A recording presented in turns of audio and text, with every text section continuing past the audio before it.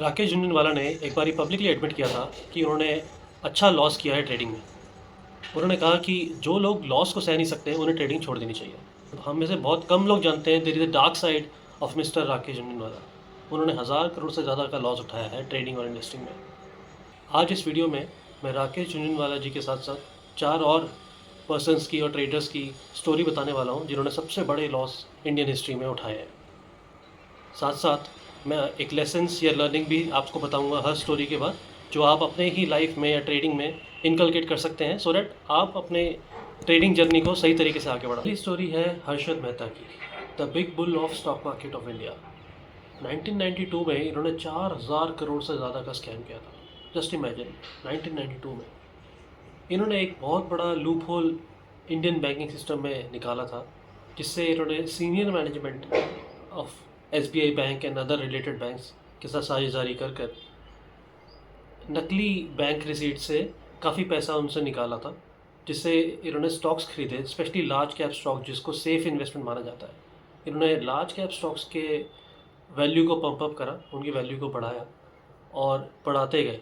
धीरे धीरे जब ये स्कैम बाहर आया तो सीधा जितने स्टॉक्स थे सबकी वैल्यू 50% ज़्यादा गिर गई, जिसकी वजह से 4000 करोड़ से ज़्यादा का नुकसान हुआ रिटेल इन्वेस्टर्स को। इसमें सबसे बड़ी लर्निंग ये है कि आप इंडिविजुअल इन्वेस्टर्स को, या जो आप हीरो ट्रेडर्स हैं आपके लिए, या इन्फ्लुएंसर्स हैं, या किसी भी एक पर्सन को फॉलो ना करें, ब्लाइंडली फॉलो ना करें। आप हमेशा याद रखिए कि ये लोग टेम्पररीली एक स्टॉक के प्राइस को ऊपर नीचे कर सकते हैं, बट फंडामेंटल्स हमेशा सेम रहते हैं और इन द लॉन्ग रन जो सही स्टॉक है, जो सही कंपनी है, उसी के स्टॉक वैल्यू या प्राइस ऊपर जाएगा। केतन पारेख, सक्सेसर ऑफ हर्षद मेहता, इनका नाम 2001 के स्टॉक मार्केट स्कैम या क्रैश में आया था, जिसपे इन्होंने केटन स्टॉक्स, जो इनके केतन नाम से केटन स्टॉक्स बने हैं, 10 स्टॉक्स के प्राइजेस को मैनिपुलेट किया था। जैसे कि जी टेलीफिल्म्स के स्टॉक को 127 रुपये से 10,000 रुपये पर स्टॉक तक इन्होंने मैनिपुलेट या पंप अप कर दिया था।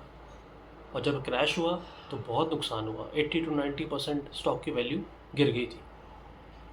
कैसे हुआ था ये केतन पारेख स्कैम?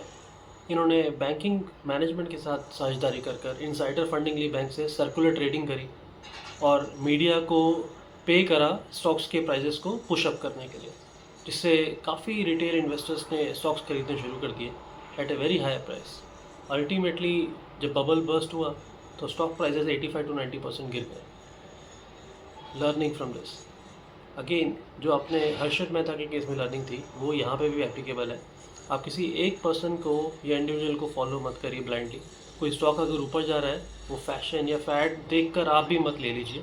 आप फंडामेंटल पे स्टिक करिए और स्टडी करिए कंपनी को। अगर उसकी बैलेंस शीट सही है तो वो कंपनी रिलायबल है, नहीं तो आप दूसरों को फॉलो करके, न्यूज़ ट्रेडिंग करके, ब्लाइंडली मीडिया को फॉलो करके कभी भी स्टॉक को खरीदे नहीं।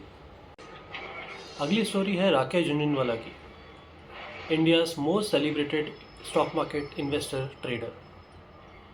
इवन राकेश झुनझुनवाला भी स्टॉक मार्केट के लॉसेस से नहीं बच पाए थे। ये हुआ था ग्लोबल फाइनेंशियल क्राइसिस के टाइम पे इन द ईयर 2008, जब इनका टोटल पोर्टफोलियो, जब मार्केट मेल्टडाउन हुई थी, ग्लोबली मार्केट क्रैश हुई थी, तब इनका पोर्टफोलियो की वैल्यू 2000 करोड़ से भी ज़्यादा से गिर गई थी। ये कैसे हुआ था? 2008 में जब ग्लोबल फाइनेंशियल मार्केट क्रैश हुआ था, दुनिया भर की स्टॉक मार्केट गिर गई थी। इवन इंडियन स्टॉक्स की वैल्यू काफ़ी ज़्यादा नीचे गिर गई थी, specially after Lehman Brothers fail.